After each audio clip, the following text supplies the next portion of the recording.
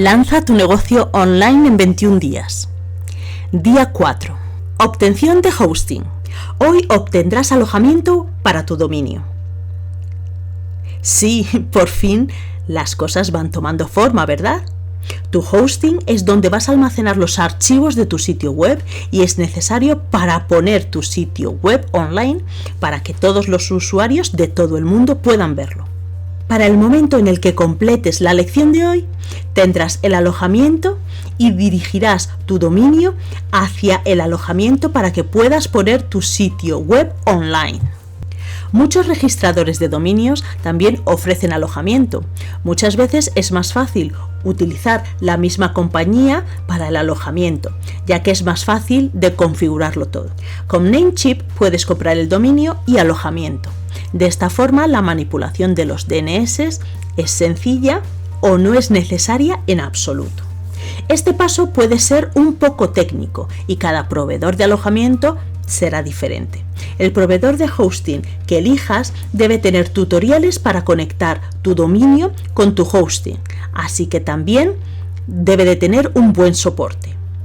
Muchos proveedores de hosting incluso tienen soporte de chat en vivo donde puedes hablar con alguien directamente y hacer que te guíen en el proceso. Al principio no necesitas un paquete de alojamiento elaborado. En la mayoría de los casos puedes encontrar un paquete de alojamiento compartido simple para comenzar, ya que siempre puedes actualizarlo más tarde. Obtener un paquete de alojamiento que tenga fácil instalación de WordPress y acceso al panel de control es un buen comienzo.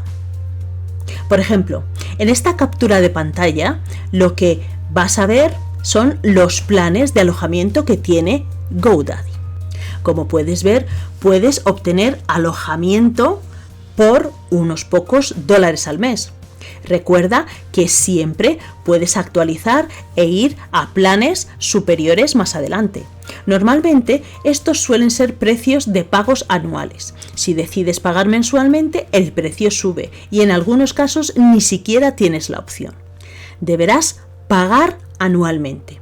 El hecho de poner los pagos como mensuales es para que puedas ver qué tan económicos son los planes y para que veas lo económico que es tener un negocio online mensual.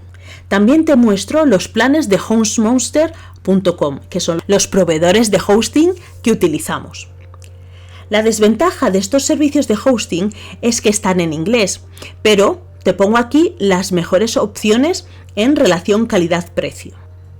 En muchos de ellos, como en HostMonster, también puedes configurar tu panel de control en español. Una vez que hayas elegido tu hosting, deberás asegurarte de que tu dominio apunta a tu hosting. Esto puede ser diferente para cada registrador, como te decía antes. Vas a tener que consultar la documentación para hacerlo correctamente.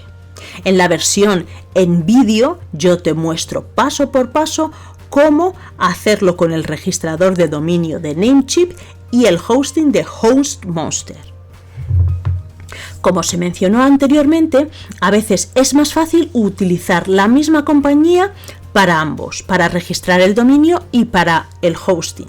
Con GoDaddy, por ejemplo, puedes agregar tu dominio a tu hosting solo con unos pocos clics.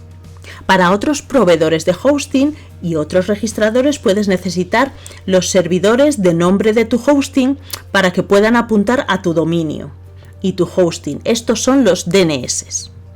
Ahora vamos a ver el resumen con los pasos de acción. Lo que vas a hacer es elegir el proveedor de hosting y el paquete de alojamiento que más te convenga. Sobre todo cuando estés empezando, no es necesario comprar un plan muy caro. Puedes empezar con un plan de unos pocos dólares mensuales. Y lo que vas a hacer es señalar tu dominio a tu hosting con los DNS. Si compras tu dominio y tu hosting con la misma compañía, no vas a tener ningún problema, no vas a tener que señalar tu dominio hacia ningún hosting porque va a estar todo integrado y no vas a necesitar hacer nada. En la próxima lección, mañana, lo que vamos a hacer es instalar WordPress. Así que nos vemos mañana.